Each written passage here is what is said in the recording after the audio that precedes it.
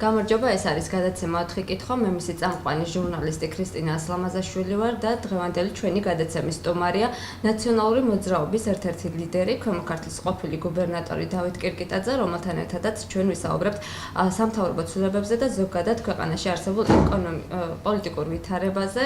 მოგესალმებით, ბატონო დავით, პირველ რიგში მადლობას გიხდით, რომ ხართ დღეს ჩვენი გადაცემის სტუმარი. მოგესალმები ქრისტი, მოგესალმები მაყურებლებს. სათავოდ ამოწურავად გესაუბროთ ყველა იმ შეკითხვაზე, რაც გაქვთ და ასევე რუსთაველ ტელემაყურებელს მოუთრო იმის შესახებ, თუ რას ფიქრობთ ჩვენ, რა გეგმები გვაქვთ და იმედი ამის საშუალებას მომეცემ. რა თქმა უნდა, თუმცა დავიწყებ სამთავრობო ცვლილებებით, თქვენი პოზიცია როგორია აღნიშნულთან დაკავშირებით? თქვენ ადრეც გააკეთეთ ჩვენი ეთერის საშუალებით კომენტარი, თუმცა საინტერესოა, უკვე პრემიერ-მინისტრის ცნობილია და რა პოზიცია გაქვთ აღნიშნულ საკითხთან დაკავშირებით? ჩემი პოზიცია არაფერთან განსხვავდება საქართველოს მოსახლეობის აბსოლუტური უმრავლესობის პოზიციისგან. ფაქტობრივად ადამიანი, რომელიც ბიზნესოვანი უნდა წარმოგიდგინა არსაიდან ჯერ რკინიგზის დეპარტამენტის ხელმძღვანელად დასვა, ნახოთ რა შედეგი ჰქონდა იქ. პრაქტიკულად გადაზიდვები განახევრდა, შემოსავლები შემცირდა და რკინიგზაში ჰქონდა აბსოლუტური კატასტროფა. შემდეგ ეს ადამიანი იმის გამო, რომ არის ოჯახის ახლობელი, ბიზნესოვანიშვილის შვილის მეგობარია, როგორც ვიცით, მოხდა ფინანსთა მინისტრის თანამდებობაზე. ამ პერიოდში, როდესაც ის იყო ფინანსთა მინისტრი, აი ნებისმიერმა თქვენმა ტელემაყურებელმა ან თქვენ ან ნებისმიერმა საქართველოს მოქალაქემ იგრძნო რაიმე სასიკეთო საკუთარ ჯიბეზე, საკუთარ ოჯახზე, საკუთარ შემოსავლებზე, იგრძნო რაიმე კარგი იმისა, რომ ფინანსთა მინისტრმა იმუშავა, ან წარმატებით გაართვა თავი დაკისრებულ მოვალეობას, ან რაიმე რეფორმა გაატარა ღირებული ხელშესახები, რაც საზოგადოებაზე აისახა სასიკეთოდ.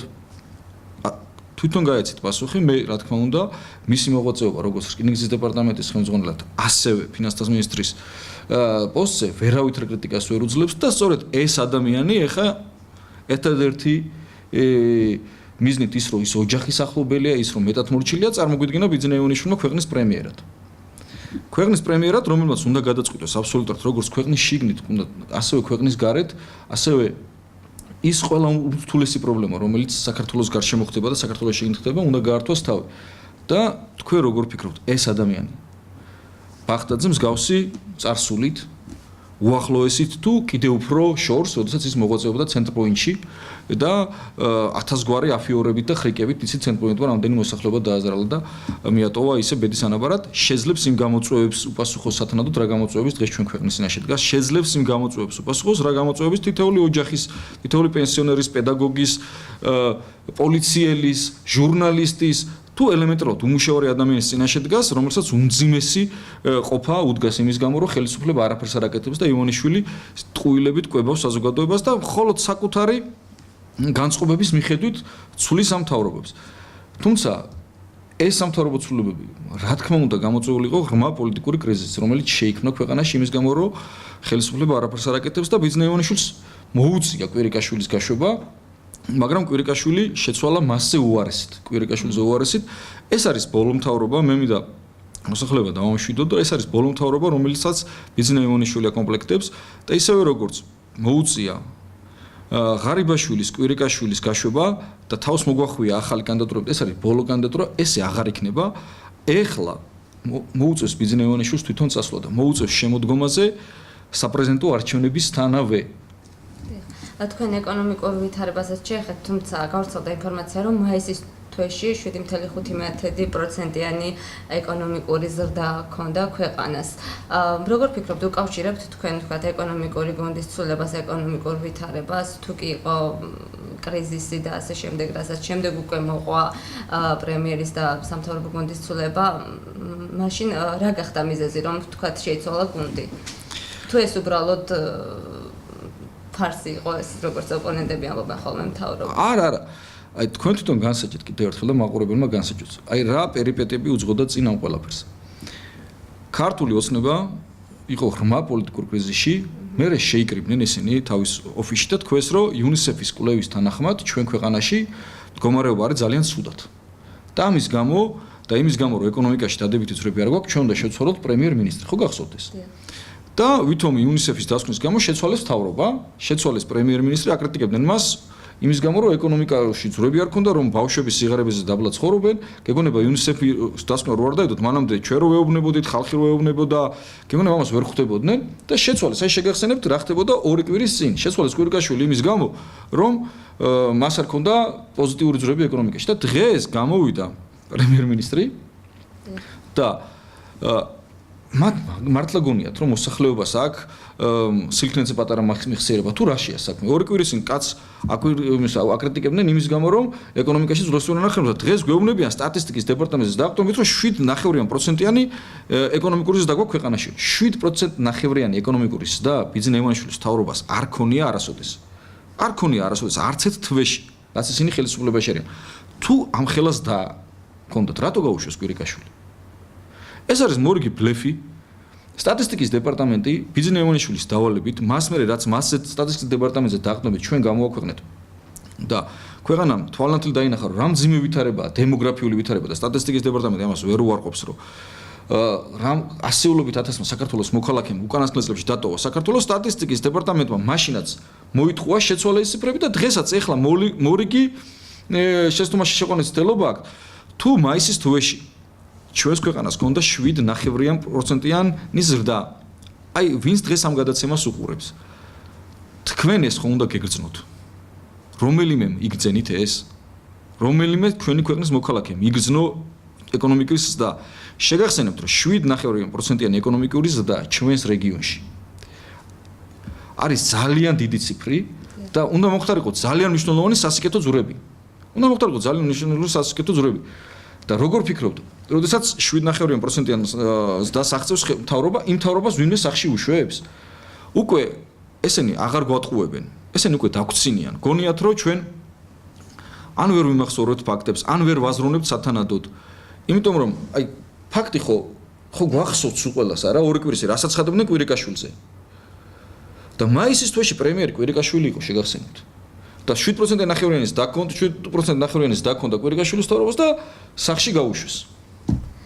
დიახ, რაც შეეხება სტრუქტურულ ცვლილებებს სამინისტროებში, შემცირება იგეგმება სამინისტროების, ამასთან დაკავშირებით როგორი არის თქვენი პოზიცია, ანუ მოხდება რეალურად თქვათ ხარჯების შემცირება, ადმინისტრაციული ხარჯების და ბიუჯეტის დაზოგვა, ასე ვთქვათ.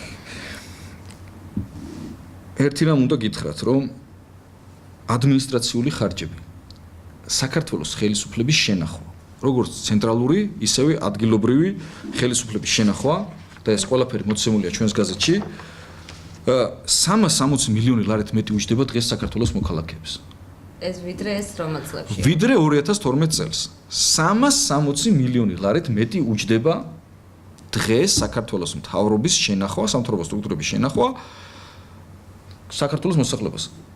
თქვენ რო გადასახადებს იხდით, აი პენსიონერი რო შედის და 1 ლარს რო ხარჯავს და იქიდან 18 თეთრი რო ბიუჯეტში მიდის. აი იმ გადასახადებით გადამხდელებს ჩვენ სულ ყველა საქართველოს მოქალაქეს, აი სტუდენტები გზავრობის ფულს რო იხდიან, სწავლის ფულს რო იხდიან და ელემენტარულად ყველა ჩვენ გადასახადეს გადამხდელებთ. აი ჩვენგან ფული რო ამოაქვთ, ამ ფულით 360 მილიონით მეს ხარჯავენ ხელისუფლების ამ უმოქნესი ხელისუფლების მავნებელი ხელისუფლების შენახვაზე ვიდრე იყო ეს 2012 წელს. აი ეს არის დღეს ვითარება. ეხლა რაც შეეხება მთავრობის თითქოს და შემცირებას. მთავრობის თითქოს და შემცირებას ეს ადამიანები მაშინაც კი ამის წინაცვლებს შეგახსენებთ, როდესაც რამოდენიმე სამინისტრო გაერთიანეს თუ გახსოვთ, აცხადებდნენ რომ როდესაც აი მაგალითად გაერთიანდა სპორტის და კულტურის სამინისტრო. ხო გახსოვთ? აცხადებდნენ რომ ჩვენ ნახავთ ამდენ მილიონიან იმას რა ქვია ეკონომიას. ხო ტყუილი აღმოჩნდა. ეს ესე კი არ არის. როგორც თავის დროზე ვერ გაუშვეს რამოდენიმე მინისტრი, რო უხერხულობა არ შექმნილიყო და გააერთიანეს უბრალოდ ტექნიკურად მოახერხეს ამ სამინისტროების შერწყმა. მარტო წავიდა მინისტრი დანარჩენი მთელი სტრუქტურა დარჩა იგივე ხელფასები, პრემიები, დანამატები, ხარჯები და აბსოლუტურად ყველაფერი ნოლი იყო ეკონომია. ეხლა დღეს რა ხდება? იმის გამო რომ სოზარ სუბარს, რომელსაც აქვს არაერთი კომპრომატი მათზე. ამ ხელისუფლებაზე. იცის ძალიან ბევრი რამ.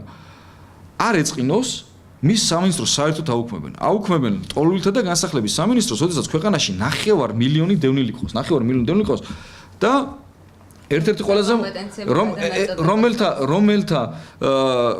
ეს ჯგუფი არის ყველაზე მოწყვლადი და მას ჭირდება ძალიან დიდი ყურადღება. დღეს რას ვხედავთ? მეორე აერთიანებენ განათლების სამინისტროს კულტურის სამინისტროსთან.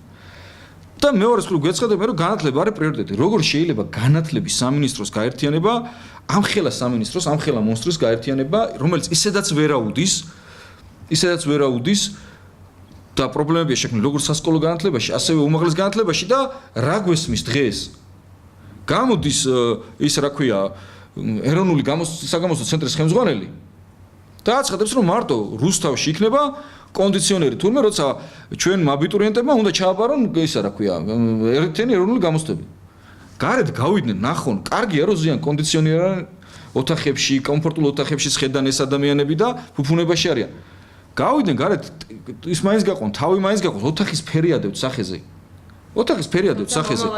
ხო, და ნახონ და როგორ შეიძლება განათლების სამინისტრო, რომელიც არის ერთ-ერთი რომელიც უნდა იქცეს ერთ-ერთი წამყვან სამინისტროს და უნდა იყოს წამყვანი სამინისტრო ქვეყანაში, რომელიც უნდა იყოს მოტივირებული იმისთვის, რომ მინისტრი მოტივირებული უნდა იყოს, რომ თითოეულ პედაგოგს შეხვდეს, თითოეულ უნივერსიტეტში მეცნიერს შეხვდეს და ასე შემდეგ.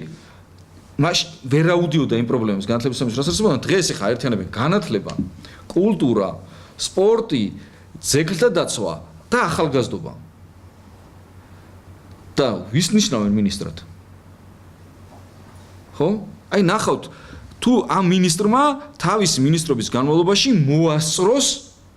მოასწროს თუნდაც არა მხოლოდ სასწავლო დაწესებულებების და კულტურული დაწესებულებების, რომელიც ამ მდგომარეობაშია კარგად იცით. თუ მოასწროს რომელიმე დიდი ქალაქებში ჩამოვლაც კი, იმიტომ რომ მას ექნება უამრავი საქმე. ეს ყველაფერი ხდება ხელოვნურად, კიდევ ერთხელ იმის გამო რომ შესაძლოა შეიყვანონ მოსახლეობამ, მცირე მთავრობის იდეა არის მისასალმებელი იდეა. თუმცა ეს არ არის მცირე მთავრობის გამორიცხულია რის ხარჯზე აკეთებენ მცირე მთავრობის იდეას, რომ განათლების სამინისტროს შეურწყეს კულტურის და სპორტის და ახალგაზრდობის სამინისტროს. ეს არის სისულელე ხალხო. ინფრასტრუქტურის სამინისტრო რო აქვს და რეგიონალური განვითარების სამინისტრო რო აქვს და თავის პირადი მდივანი რო ყავს ministrat ქალბატონი წკიტიშვილი. ის შეერთებინა ეკონომიკის სამინისტროსთან, მაგრამ არა ის მისი ბიზნესმენის სანდო ის არის რა ქვია ადამიანი და მაგიტო არა ერთიანებს. ეს ხდება ეხა რა რომ ბიძინა ივანიშვილს დარჩა თითქოსა ჩამოსათვლელი ადამიანები, მისთვის სანდო ადამიანები, რომელსაც მის გუნდრუგზე დაკმეულზე იცეკვებენ ბოლომდე. და აი იმიტომ ხდება. მოყავს ის ადამიანები, ვინც მას ის ყველა ხუშტურზე ბოლომდე თავს დაუქნევენ. რატო გააუქმა გარემოს დაცვის სამინისტრო? რატო გააუქმა გარემოს დაცვის? არ გაგშენიათ ეს შეკითხვა? იმიტომ რომ ქვეყანაში უხერხული ყოფილიყო გარემოს დაცვის სამინისტრო და მას ხმა არ ამოიღო იმ ვანდალიზმზე და იმ ბარბაროსულ აქტებზე, რასაც ბიძინა ივანიშვილი ახორციელებს საქართველოს ბუნების წინააღმდეგ. ასლოვანი ხეების გადატანა იქნება ეს თუ სანამ ამ ასლოვანი ხეების გადაიტანს მანამდე მისასვლელი ფლორისა და ფაუნას განადგურებაზე იყო საუბარი. და არა და ძეგლთა დაცვის სამინისტრო საერთოდ რო ჩაკარგეს დასახელებაშიც კი. რატო ჩაკარგეს? თქვენ ხო კარგად ნახეთ რამოდენიმე დღის წინ შალვა ნათლაშვილმა აჩვენა ეს რა ხდებოდა თეთრიწყაროს რაიონში. რომ გაჩიხეს ყველაფერი გაანადგურეს, ოღონდ ბიძინა ივანიშვილს ეს შემონოს. აი ამიტომ აუქმეს სამინისტროს, ამიტომ გააუქმეს გარემოს დაცვის სამინისტრო. განათლება საერთოდ არ დადარდებს ბიძინა ივანიშვილს და ჩვენ ხო არ ვამბობთ კაცო ამას. მისი დაახლოებული პირი, რომელსაც ვარსკვლავი თვითონ გაუხსნა კაცო ბიძინა ივანიშვილმა, ხო გახსოვთ და მისი მაკებარი და მადიდებელი ადამიანი იყო გიორგი შენგელაია. ის ხო არა ნაციონალური მოძრაობის წევრი ხო არ იყო კაცო ეს გიორგი შენგელაია. თვითონ აცხადებს რა უწიგნურიც არის და როგორი დამოკიდებულება აქვს მას განათლების მიმართ და წიგნიერების მიმართ და წიგნის მიმართ. არ უყვარს მას ეს დარგები და სფეროები. და რაც არ უყვარს, თავისი გონია და აუქმებს. აი ეს არის სულ ამ პრობლემის ავანჩავანი. მე მინდა რომ მაყურებელმა ამათთან საუბარს აზრი არ აქვს, ესენი ვერ გაიგებენ. ბიზნეს იმაშინო კარგად იცით სათავისოდ რას აკეთებს. თავარია მაყურებლებმა და იმ პედაგოგებმა პირველ რიგში რომელიც ახლა მოусმენენ ამ გადაცემას, იმედია. დაფიქრდნენ და კარგად ნახონ, ბოლოს როდის შეხვდათ მათ, როცა განათლების სამინისტრო იყო მინისტრი. ბოლოს როდის მოუწიათ მას მინისტრთან ასთა გამოსვლა. რუსთავი ყოველთვის მოწინავე იყო განათლების სფეროში. ყოველთვის მოწინავე იყო, კარგი შედეგები იყო ყოველთვის. ბოლოს როდის ჰქონდა რუსთაველ პედაგოგს განათლების მინისტრთან ინტერაქცია. საუბარი, კამათი, ან მოთხოვნა როდის დავუყენოთ. ვერ გაიხსენებენ, იმიტომ რომ დიდი ხანია გასული. და ეხლა საერთოდ როდესაც ეყოლებათ განათლების, კულტურის, სპორტის, ახალგაზრდობის და ძეგლთა დაცვის მინისტრი, შანსი არ ექნებათ მისი ნახვის. სკოლის დირექტორებმა ჩვენ დროს, აი მე როცა გუბერნატორი ვიყავი, არ ყოფილა პრობლემა, რომ რამე საკითხი დაეყენებეს და ministri არ ყოფილიყოს იმავე დღეს საქმის კავშირში და არ მომკვდარიყოს რა ფირიაგირება. როდის გქონდათ ბოლოს კონტაქტი? აი ეს არის დღეს ეს დამოკიდებულება და განათლების სამინისტრო აღარ იარსებებს. ვინ უნდა დააყენოს საკითხი იმისა, რომ პედაგოგებს აქვს დაბალი ხელფასი? ვინ უნდა დააყენოს ეს საკითხი? მთავრობის ხდომაზე მითხარით. აღარ იარსებებს ესეთი ადამიანი, ისევე ჩვენ მოგვიწევს პედაგოგებთან ერთად, რომ ეს მოვთხოვოთ აქტიურად შემოდგომიდან, რომ მინიმალური ხელფასი, პედაგოგის ხელფასი, მინიმალური, რომელსაც აქვს ყველაზე ნაკლები საათები, რომელიც არის დამწყები, უნდა კონდეს 1000 ლარი. იმიტომ რომ დღეს ეს 1000 ლარიც კი არ არის საკმარისი ელემენტარული საჭიროებისთვის. კატეგორიის პედაგოგებს გაეზარდათ. გარკვეული კატეგორიის პედაგოგებს რაც შეეხება ეს იქნება, ვისაც მეტი საათები აქვს, დამრგებლები არიან კლასის და შესაბამისად აქვთ მეტი გამოცდილება, მათი ხელფასი 2000 ლარზე ნაკლები არ უნდა იყოს ქვეყანაში და ესე იქნება, როდესაც ნაციონალური მოძრაობა მოვა ხელისუფლებაში. ესე იქნება, იმიტომ რომ დღეს არც 1000 ლარი და არც 2000 ლარი არ არის საკმარისი იმ ფონზე რაც ხდება დღეს და რაც უქნეს ჩვენი ქვეყნის ეკონომიკას, რამხელა ინფლაცია გვაქვს, ფასები როგორ მიდის ზევით და ზემოთ და მე არაფერს არ აკლდება, ხო? ესეც არ არის საკმარისი.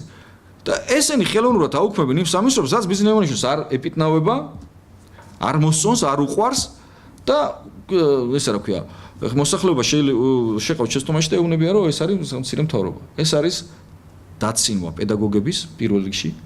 ეს არის დაცინვა ყველა იმ ადამიანის სოფლად მომცხოვრებლების, სოფლის მეურნეობის სამინისტრო გააუქმა. კულტურის სამინისტრო პრაქტიკულად გააუქმა. განათლების სამინისტრო გააუქმა. გარემოს დაცვის სამინისტრო გააუქმა. რას თვითონ უნდა და თავისი მდივანი, ვის სადაც ყავს, თავისი წარმომადგენელი სადაც ყავს რეგიონ იმაში რა ქვია, ინფრასტრუქტურის სამინისტროში დატოვა, თავისი შვილის მეგობარი პრემიერ-მინისტრი დატოვა, თავისი ექიმი დატოვა ჯანდაცვის მინისტრად, თავისი დაცვის უფროსი დატოვა უსაფრთხოების სამსახურის უფროსად და ესეა. ბატონო დავით, მოსახლეობას ყველაზე მეტად აქვს ხოლმე კითხვები მასთან დაკავშირებით, რომ თქვათ, როდესაც თქვენ გარკვეულ დანაპირებს აძლევთ მოსახლეობას, რომ ჩვენი ხელისუფლებაში ხელმეორედ მოსულ შემთხვევაში ეს გაკეთდება, თქვათ ასე. ყველაზე მეტად აქვს კითხვები, რატომ არ გაკეთდა მაშინ, როცა იყავით თქვენ ხელისუფლებაში, თქვათ, რატომ არ გაიზარდა იგივე ხელფასი? მოგახსენებთ. კიდევ ერთხელ გიმეორებ, თქვენ ალბათ მაშინ ძალიან პატარა იყავით, თუმცა საქართველოს მოსახლეობას აქვს კარგი მეხსიერება. ჩვენ როდესაც 2013 წლის კამპანიას ვაწარმოებდით შევარდნაძის წინააღმდეგ, ისე როგორც დღეს ივანიშვილის წინააღმდეგ, მოსახლეობას ვეუბნებოდით. და პირველ რიგში ჩვენ ძვირფას პენსიონერებს, რომლებიც მაშინაც ძალიან რთულ მდგომარეობაში იყვნენ, რომ ჩვენ მოსვლისთანავე გაგისტუმრებთ იმ დავალიანებას, რაც დავალიანებას, რაც მაშინ არსებობდა თვეობით დავალიანება. მაშინ ყველას უკვირდა, საიდან გავისტუმრებდით ამ ჩვენ დავალიანებას. ხო გავისტუმრეთ ეს დავალიანება და საიდან გავისტუმრეთ? გავისტუმრეთ იქიდან, საიდანაც დღეს გავისტუმრებთ. გავისტუმრეთ იქიდან, რომ კორუმპირებულმა შევარდნაძის კლანის წარმომადგენლებმა კაკოჩხაიძემ, ნუგზარ შევარდნაძემ და 1000 ჯურის ხალხს ის მოპარული ფული მოვატანინეთ და გავისტუმრეთ პენსიის დავალიანება და შემდეგ ყოველწლიურად ვდიდით პენსიას და 14 ლარიდან 150 ლარამდე გავზარდეთ პენსია. ჩვენ როგორც კი მოვალთ ხელისუფლებაში. პენსია გახდება 400 ლარი. საიდან გახდება? აი რაც აქვს. ლარად წაღებული ბიძინა ივანიშვილს. მიტაცებული ჩვენი ქვეყნის ქონება და უკანასკნელი 5 წლის განმავლობაში 5 მილიარდი ლარით. უკაცრავად 4 მილიარდი ლარით არის გაზრდილი მისი ქონება მხოლოდ საქართველოში არსებული ქონებით. აი ამას მოვატანებთ, მივმართავთ პენსიების ზრდაში, მივმართავთ პედაგოგების ხელფასების ზრდაში, მივმართავთ პოლიციელების ხელფასების ზრდაში. ეხლა ერთ ფაქტსაც გეტყვით. და რიგითმა პოლიციელებმა მინდა გაიგონ ეს ყველაფერი. ჩვენ ამ დღეებში გამოვაქვეყნებთ სიას იმ 35 ადამიანისას, რომელსაც ბიძინა ივანიშვილი პირადად გახარიას, მინისტრ გახარიას მეშვეობით კონვერტით უგზავნის ფულს. 15, 10, 12 და 5000 ლარის ოდენობით. ეს ხელფასი დანამატი. მხოლოდ 40 კაცს და გონია რომ ეს 40 კაცი ძირითადად სამართლოს უფროსები და ხელმძღვანელები, დეპარტამენტის ხელმძღვანელები, მინისტრის მოადგილეები უზრუნველყოფენ ბიძინა ივანიშვილის სიმშვიდეს. სწორედ ეს ის ხალხია, რომლებმაც ნიკამელია დააკავეს საპროტესტო აქციაზე. აი, პოლიციელები, რიგითი პოლიციელები არიან სრულიად დაუცველნი, არ გაზდიათ ხელფასი. თუმცა იგეგმება არ გაზდიათ ხელფასი, რა, რითი იგეგმება 250 ლარით, სამარცხვინო 100 დოლარით, 100 დოლარით ცდილობენ პოლიციელების გულის მოგებას. ეს არის სამარცხვინო, გამოუშვეს 1000 ჯურის კრიმინალი ქუჩებში, დაასვეს თავზე პოლიციელებს და გახარიას ურჩევნია, რასაც აკეთებს თუ მას საქმე უნდა გააკეთოს და აძლევს იმ 40 ადამიანს თელ სისტემაში გაზარდოს ხელფასი ღირსეულად. მინიმალური ხელფასი დღეს საქართველოში პოლიციელს უნდა კონდეს 2000 ლარი. სამომავლო გეგმებზე საუბრობდით გადაცემის დაწყებამდე. თუ უკავშირდება თქვენი სამომავლო გეგმები პირადად თქვენი, რა თქმა უნდა, რუსთავს და ქვემო ქართლს და ასევე პარტიის სამომავლო გეგმები რა არის იმ შემთხვევაში თუ მოხდება თქვა თავრობის ცვლილება და ნაციონალურ მოძრაობა მოვა მთავრობაში. ნაციონალურ მოძრაობას ისევე როგორც რუსთავში, ასევე მთელ საქართველოში ყავს ძალიან მაგარი მოტივირებული, კომპეტენტური ხალხი. როგორც საკრებულოებში, ისე საკრებულოების გარეთ. ნაციონალურ მოძრაობაში დღეს არიან ახალგაზრდები, ადამიანები, რომლებიც ამ პარტიაში დიდი ნაწილი მათი მოვიდა წაგებული არჩევნების შემდეგ, იმიტომ რომ იციან რა არის ნაციონალურ მოძრაობის იდეა, რომ ნაციონალურ მოძრაობის იდეა არის უკეთესი საქართველო, რომ ნაციონალურ მოძრაობის იდეა არის ჩვენი ქვეყნის საბოლოო უსაფრთხოება და ჩვენი ქვეყნის საბოლოო ინტეგრირება ევროატლანტიკურ სივრცეში და ამ იდეის გარშემო გაერთიანებულია უამრავი ახალგაზრდა, რომელსაც აუცილებლად მიეცემა შანსი მას მერე რაც ნაციონალურ მოძრაობა მოვა ხელისუფლებაში, რომ მათ აიღონ ხელისუფლების სადავები და მართონ ეს ქვეყანა, იმიტომ რომ იდეალისტები ქმნიან ქვეყანას და იდეალისტები აღწევენ იმ მიზნებს, რა მიზნებიც უნდა კონდეს ყველა წესერ ქვეყანას. მე ოლიგარქების აშენებული ქვეყანა და დროებით საშუალზე მოსული ადამიანების ქვეყანა, მატყუარების და ფლიდი ადამიანების ქვეყანა, აშენებული ქვეყანა არ მახსოვს. თქვენ ხო კარგად გახსოვთ 2012 წელს. თქვენ ხო კარგად გახსოვთ 2012 წელს როგორ დადიოდა დღევანდელი პარლამენტის ვიცე-სპიკერი. დადიოდა ეზო რუსთავში და როგორ ატყუებდა მოსახლეობას, რომ დენის ტარიფებს შევამცირებთ, რომ ბენზინს გავაიაფებთ, რომ რა ქვია, ხელფასებს გაგიზდით, ხო გახსოვთ ეს ადამიანი? ზვია ძიძიგური, ვინმე ეს გინახავთ, მე ზვია ძიძიგური პარლამენტში, საქართველოს პარლამენტში რუსთავზე ერთი სიტყვა დაუძრავს. აი ეს ხელმოწარული ლუზერები შემოიკრიბა ბიძინა ივანიშვილმა სულ წარმატებით აძარცვინებს ამ ქვეყანას, რა თქმა უნდა, დიდი წილი მასმე აქვს თვითონ, თუმცა ამათ პატარ-პატარა საკენგს მოსაცეს უყრის და ეს ადამიანები ბოლომდე მისი მორჩილები არიან. ხო კარგად გახსოვთ, ხო ყველა უყურებთ ამ ვიდეოებს, მე 1000 ვრცელდება, რა დაპირებებით დადიოდა ეს ადამიანი, ზვია ძიძიგური და თქვენ გახსოვთ რომელიმე რუსთაველს ახსოვს ზვია ძიძიგური მერვე წელია პარლამენტში ზის და არის ვიცე-სპიკერი, რომ რუსთავზე ერთი სიტყვა უთქვამს ერთი პრობლემაზე, რუსთავზე ერთი პრობლემაზე გამომახვილებია ყურადღება? არა, იმიტომ რომ მათ არ ადარდებთ არც რიგით რუსთაველი, არც ქუთაისელი, არც თბილისელი, არც ზუგდიდელი და არც თელაველი. მათ საკუთარი თავი ადარდებთ. აბა ეხლა სულ ყველამ და ჩვენ ამ დღეებში ვაპირებთ გამოვაკვნოთ მათი დეკლარაციები. აბა ეხლა მათ დეკლარაციებში ჩავიხედოთ. რამდენით გაიზარდა აი ამ ბოლო 6 წელიწადში რუსთაველების ქონება. აი რუის ხალხი ჩვენ გადაცემას უყურებთ. ან პირადად თქვენი ქონება, ან რუჩვეულებრივი რუსთაველების ქონება. რამდენით გაიზარდა? შემთხვევით ხო არ შემცირდა, შემთხვევით ხო არ გაუჭირდა ამ ხალხს. აბა ეხლა ვნახოთ, ვინც ბიძინა ივანიშვილმა მოიყვანა იმ ხალხის ქონება, რამდენით გაიზარდა ბოლო 6 წელიწადში. იგივე ვიცე-სპიკერი ძიძიგურის, იგივე ქალაქის მერი ჯიქიასი, რომელიც თავზე მოახუეს ამ ქალაქს. იგივე მათი დეკლარაციების გამოქვეყნდება. კი, ყველასი აბსოლუტურად. იგივე დღევანდელი რუსთავის პარლამენტის წევრები, ვინც არიან ის ორი ბატონი, რომელიც ის და ასევე იქიდან დაგვრცინიან რაღაც სასწაულ მესიჯებს წერენ, რომ იმ დღეს მოვკარე თვალი, რომ ეს ამაყობდა ერთ-ერთი რუსთავის დეპუტატი, რომ მის ინიციატივით თურმე მშენებლობის შესახებ კანონის 96-მდე მოუხლს დაემატა ცვლილება, რომ მიწისქვეშა გადასასვლელებში და სადღაც არ უნდა მოხდეს რაღაცების შენებლება. რა მიწისქვეშა სად არის რუსთავში მიწისქვეშა გადასასვლელი ჯერ ერთი? ეგ არის რუსთაველების პრობლემა დღეს, კაცო? და ეს გამოდებულია ამაზე და ამით ამაყობს და ჩამოდიან ხოლმე დღესასწაულებზე და რაღაც ისულელე იმაზე, რა ქვია. ხან გადაცემა ჰამაკში, ხან იმაში, რა ქვია, ორი კურდღლის მადევარი რაღაც საბავშვო გადაცემაში იღებენ მონაწილეობას და იმეებში, რა ქვია, მოწყობილ ფესტივალებში და სიმღერებსა და კონცერტებს აჯილდოებენ. ემღერება დღეს ეხა რიგით რუსთაველს და ეცეკვება წყალში რო იხჩებოდა ნახევარი რუსთავი და ისე რა წყალს რომ იქონდა მთელი მიკრორაიონები, სად იყვნენ მაშინ? სად იყვნენ? ხო, და მოიკითხა ის 1 მილიონი ჯიქია რო გვეამაყებოდა რომ ის გააკეთა, რა ქვია, წყალამრიდები და ახალი ის რო ჩააგდო თვითონ სისტემა და მილიონი და მოიკითხა ის მილიონი საწავი და ეს მილიონი აი თქვენ რო უნდა მოგხმარებოდათ რიგით რუსთაველს და რო ჩადეს ვითომ რომ ეს სისტემები შევცვალეთო. დაპირება რომ გაკეთდება. გაკეთება. რას გაკეთებულებს რასაც ხედავთ ჯერ არის რა. რაც კეთდება, რასაც ხედავთ, ეს არის პანორამა თბილისი, რომელიც არის ბიძინა ივანიშვილის, რომელიც შენდება, რასაც ხედავთ, რაც კეთდება, ხო? ხო ხედავთ. რასაც ხედავთ არის მათი სახლები, რომელიც შენდება. და ეს არის დოკუმენტალურად და რასაც ხედავთ, რაც კეთდება, არის მათი პრემიები, დანამატები, მანქანები. მერე გამდიდრდება ჯიქია, მოვა ახალი ჯიქია. ეხა ის დაიწყებს მისი ცოლის, მისი ნათესავების დანიშნვას. წავა მეორე ჯიქია, მოიყვანენ მესამე ჯიქას. მოიყვანენ ბახტაძეს. ბახტაძე წავა, მოიყვანენ სხვას არ გამოვა. ეს არის ძალიან კარგად მიხვდა საქართველოს მოსახლეობა, რომ ვისთან გვაქვს საქმე. ეს ადამიანები არიან მავნებელი თაღლითები და პირველი თაღლითების მეთაური ბიძინა ივანიშვილი, რომელიც გადასულია რეკეტზე, დაამთავრებს ამ ქვეყანაში ძალიან ცუდად. ეხლა რაც ყველაზე მთავარია ჩვენთვის. ჩვენი ამოცანა არ არის, რომ ვინმეს მიმართ, როგორც ესენი აკეთებენ, მოვიდეთ და ვაწარმოოთ სადამსჯელო ღონისძიებები.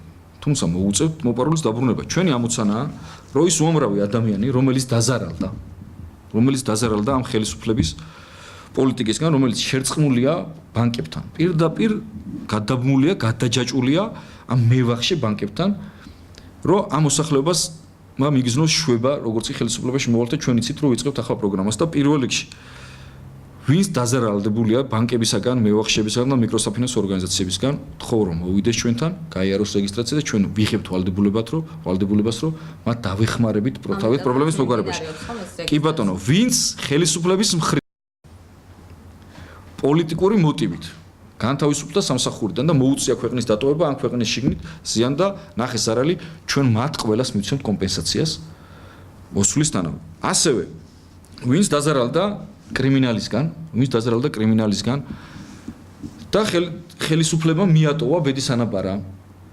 უმრავი ძარცვები ხდება, გარჩევები ხდება, დღეს რუსთავს მოაჯდა რამოდენიმე კრიმინალური კლანი, რომელმაც გაიხსენეს და მიყვეს ხელი ძველ საქმიანობას. ესენი არიან კანონიერი ქურდები, როგორც ქართველი, ისე არაქართველი და შესაბამისად მათ სექტორები ეს ადამიანები არ იმყოფებიან საქართველოში, თუმცა ვინც საქართველოში იმყოფება, მათი წარმომადგენლები და ვინც ამას ჩადიან, ეს ყველა ძალიან კარგად ვიცით. ყველანი ძალიან კარგად ვიცით. და სხვათა შორის ამ ოფისიდან თქვენი შენობიდან არც თუ ისე შორს აქვს დადებული ისა რა ქვია, ოფისად აქვს ქცეული ერთ-ერთი რესტორანი, აი აქედან ძალიან ახლოს და ძალიან კარგად ვიცით ვისაც. და მათაც გაეცემათ საკადრისი პასუხი, რა თქმა უნდა. ჩვენ ვინც პოლიტიკურ ნიშნად განთავისუფლეს, ვინც ბანკებმა შეავიწროვეს, ვინც ხელისუფლების გულგრობით დაზარალდა, ყველას მივცემთ კომპენსაციას მოსვლისთანავე. ეს ადამიანები უნდა მოვიდნენ, გაიარონ რეგისტრაცია. ჩვენ გვეყოლება საკმაოდ გამოცდილი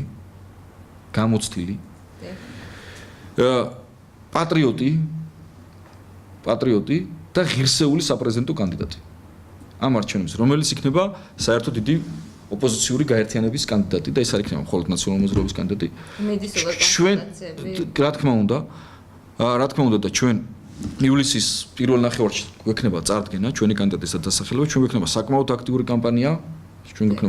კამპანია და ჩვენ ამ ხელისუფლებას საპრეზიდენტო არჩევნების კვალ-დაკვალ დავასრულებთ. ისე როგორც დავასრულეთ მშვიდობიანად, წყნარად, მშვიდად და გაუშვით სახლში შევარდნაძე. ჩვენ მოვატანინებთ მოპარულს ნაძარს, გადავცემთ ამას გაზრდილი პენსიის სახით პენსიონერებს, გადავცემთ ამათ ბანკისგან დაზარალებულებს, გადავცემთ ამას იმ ადამიანებს, ვინც პოლიტიკური ნიშნით იყვნენ განთავისუფლებული და წლების განმავლობაში იყვნენ პოლიტიკური წნეხის ქვეშ. მიხეილ სააკაშვილზეც კითხავთ, საქალაქო სამართლომ გამოიტანა განჩინება ვალერი გელაშვილის ცემის საქმეზე და დამნაშავედ ცნო პრეზიდენტი სააკაშვილი. ვიღას ჯერა სასაცილო ბიძინა ივანიშვილის და მისი მოსამართლეების. რომელს ჯერათ რომ ეს სასამართლო, ან ის პროკურატურა, სამართლმსაჯულები დღეს ემსახურებიან კანონს და სამართალს. რომელს გჯერათ? აი რომელ საქართველოს მოქალაქეებს გჯერათ? თქვენ ხომ კარგად ნახეთ, ეს ადამიანები როცა ჭირდებათ საკუთარი თანამშრომლის შვილს, ათესავს, რომლებმაც ჩაიდინეს საზარელი მკვლელობა 14 წლის ბავშვები დახოცეს თბილისის ქალაქის ცენტრში დღისით იმას აფარებდნენ ხელს. ამადგან რომელს გჯერათ რომ ესენი არიან რომელიმე სამართლის დამდგენები? ის პროკურატურა რომელიც ბრალი წაუყენა სააკაშვილს, თქვენ გონიათ რომ ესენი კანონს ემსახურებიან და სამართალს ემსახურებიან? ესენი არიან ბიძინა ივანიშვილის ჯიბის მსახურები. ეს გადაწყვეტილება სასამართლოს გადაწყვეტილება. რომელიც ეხლა ხანს გამოიტანა სასამართლომ. ეს იყო პასუხი იმ პენსიონერებს, რომელ პენსიონერებსაც მიშა სააკაშვილი ეუბნება, მიხეილ სააკაშვილი ეუბნება, რომ თქვენ 400 ლარი გექნებათ პენსია. ეს არის იმ პედაგოგებზე პასუხი, ბიძინა ივანიშვილის პასუხი, ვისაც რომელ პედაგოგებსაც მიხეილ სააკაშვილი ეუბნება, რომ 2000 ლარი გექნებათ ხელფასი. იმ პოლიციელებზე პასუხი, იმ ადამიანებზე არის, ეს არის ბიძინა ივანიშვილის პასუხი ხალხო თქვენზე. აი თქვენზე.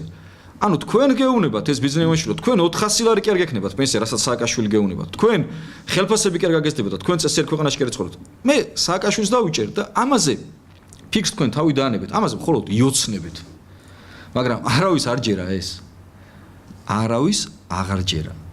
ყოველგვარი ლეგიტიმაცია აქვს დაკარგული საქართველოს პროკურატურას, საქართველოს იუსტიციის მინისტრს, რომელიც იმალება დღეს სამარცხვინოდ და თავრობის ნომაზეც კი ვერ დადის. წასულია საფრანგეთში იმალება და ეხლა ამზადებენ რომ ელჩად გაუშვან ქალბატონი წულიკენი. ვის რომელი პროცესი მოიგეს? საერთაშორისო პროცესი, აღძრული საქმე ყოფილი ხელისუფლების წარმომადგენლებს. რატო ხო არ იცით? იმიტომ რომ არც ერთი ყველა საქმე პოლიტიკურად მოტივირებული იყო. ერთი საქმე ვერ მოიგეს ვერც ერთ საერთაშორისო სასამართლოში. ერთი საქმე ვერ მიიყვანეს ბოლომდე და რატო იცით? იმიტომ რომ პოლიტიკური დევნა და სამარცხვინო და სასაცილოები არიან. იმის ნაცვლად რომ მათ პოლიტიკური დევნა ეწარმოებიათ. რეალური საქმით რო დაკავებულიყვნენ და კი არ ის კი არ მოხდებოდა და უამრავ ჩვენ ადამიანს ახალგაზრდას თანატოლს კი არ მოუწოდა ქუჩაში გამოსვლა და სამართლის მოთხოვნა რომ გაესამართლებიათ კვლელები და დაესაჯათ. ის საქმე გახსნეს რამოდენიმე თვის წინ რომ მოხდა საზარელი ფაქტი რუსთავში და თავის კაბინეტში რომ მოკლეს კაცი. რუსთავის ბაზრის დირექტორი. ის საქმე გახსნეს მესტიაში შუაგულ ცენტრში. საკრებულოს წევრი რომ მოკლეს. ლომარ ნიგურიანი. ბატონი ქუდათელაძე, გენერალ ქუდათელაძე რომ მოკლეს რუსთავში შეგახსენეთ. ის საქმე გახსნეს. სარეალიზის საქმე გახსნილი ამ კვლელი დაჟილია. იცით რატო არ ხდება ეს? რატო ვერ ხსნიან ამ საქმეებს? რატო არ კეთდება ეს საქმეები? იმიტომ რომ ბიძინა ივანიშვილის ნება არის, ბიძინა ივანიშვილის ნება არის ეს ჯიბის პროკურატურა, ეს სამარცხვინო დოქსოპულოები, რომელიც ყავს პროკურატურაში. დაკავებული იყვნენ მხოლოდ პოლიტიკური დევნით და პოლიტიკური ნიშნით ადამიანების გასამართლებლად. ეს არის თორე არაფერი გაუხსნელი და რთული იმ საქმეებში და იმ კრიმინალებში, რაც ხდება, არ არსებობს. ჩვენ შეგახსენებთ. ჩვენ არათუ მიმდინარე საქმეებს ხსნიდით. წარსულში გახმაურებული საქმეების გავხსენით მათ შორის რომელიც დიდი ხნის წინ იყო მომხდარი და შეგახსენებთ მათ შორის ერთ-ერთი იყო კალაძის ძმის საქმე რომელიც ვერავინ ვერ გახსნა ჩვენ ხელისუფლებამ გახსნა და იცით რატო ხსნიდა ჩვენი ხელისუფლება ამ საქმეებს? იმიტომ ხსნიდა რომ ჩვენი სტრუქტურები პროკურატურა იქნებოდა ეს თუ შინაგან საქმეთა სამინისტრო დაკავებული არ იყვნენ პოლიტიკური დევნით. რა თქმა უნდა იქაც იყვნენ ადამიანები რომლებიც გარკვეული გადაცნობები ჰქონდათ და დანაშაული ჰქონდათ. არავინ არ უარყოფს ამას, მაგრამ ძირითადში არ ყოფილა ქვეყანაში ისე რომ ადამიანებს უვარდებოდნენ საკუთარ კაბინეტებში და ხოცავდნენ, ისე როგორც მოხდა. ხოცავდნენ კაბინეტში გირგულიანის საქმეზე. ყველა პირი, ვინც მონაწილეობდა გირგულიანის საქმეში, იყო გასამართლებული და იხდიდა სასჯელს. დღეს სარალიზის მკვლელი იხდის სასჯელს ზიის ციხეში. დღეს მაჩალიკაშვილის მკვლელი სპეცოპერაციის დამგეგმავი მიცემულია პასუხისგებაში. დღეს სოსო ქუდათელაძის მკვლელი იხდის სასჯელს. დღეს ლომარ ნიგურიანის მკვლელი იხდის სასჯელს. აი ეს არის კითხვები და ამ კითხვებს უნდა გასცეს საქართველოს პროკურატურამ და სასამართლომ პასუხი დღეს. და არა იმას რომ ის რა ქვია ვალერი გელაშვილი თურმე უცემია სააკაშვილს. დავიჯერეთ. გვეყოთ ყუილები. აღარ მოტყუდება საქართველოს მოსახლეობა. ვეღარ მოვატყუებთ ბატონებო, მოტყუილით მოსულებო, ამონწიურისტებო, 1000 ჯურის და მომხეჭველო ხალხო. ჩვენ ამ შემოდგომაზე ქართული ხალხი ყველაფერს ერთად გავცემთ პასუხს. ძალიან დიდი მადლობა ბატონ დავით გადაცემაში სტუმრობისთვის და საუბრისთვის. ჩვენი გადაცემისთვის განკუთვნილი დრო ამოიწურა.